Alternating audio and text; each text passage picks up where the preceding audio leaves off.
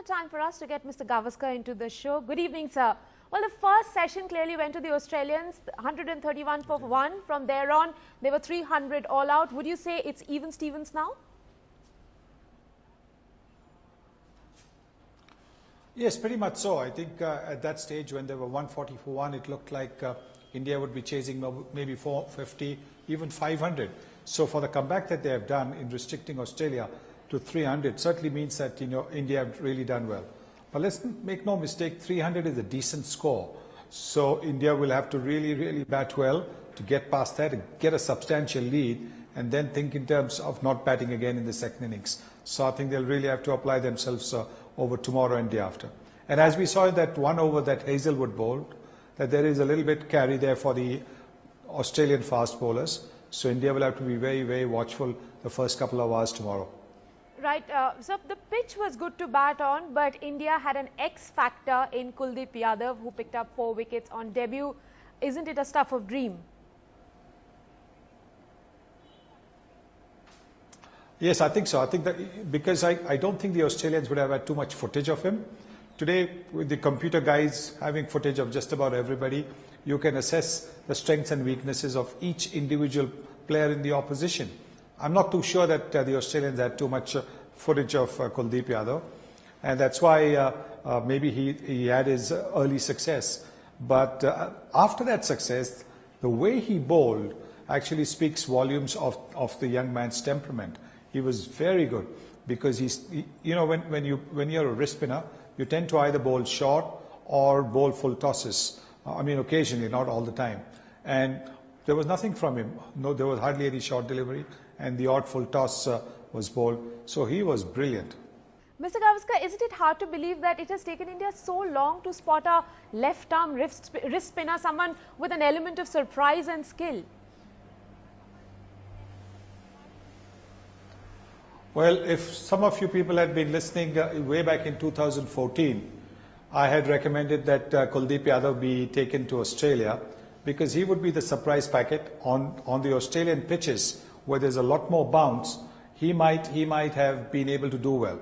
But in the end, everything happens for the best. He had a couple of seasons of domestic first-class cricket.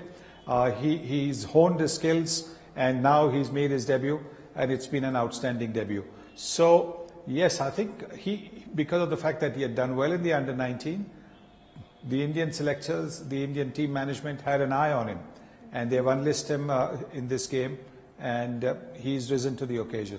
Right, he idolized Wasim Akram, plays for KKR. Would you say his biggest gain from IPL has been sharing the dressing room with Brad Hogg, who gave him a lesson or two on fitness? Well, I think it's so important. I think that's one of the biggest pluses of the IPL is that you are able to share the dressing room with some of the legends of the game, observe them, see how they prepare to go out and play, observe them when they are maybe going through a bad patch, observe them, how they absorb pressure. And that's, the best thing that a youngster can have. And if you have got your eyes and ears open and absorbing everything and taking it in like a sponge, it's going to benefit you in your career. Clearly, young Kuldeep Yadav has been doing that, sitting with Wasim Akram and Brad Hogg and picking points of them and bringing them into his game. This is just the beginning.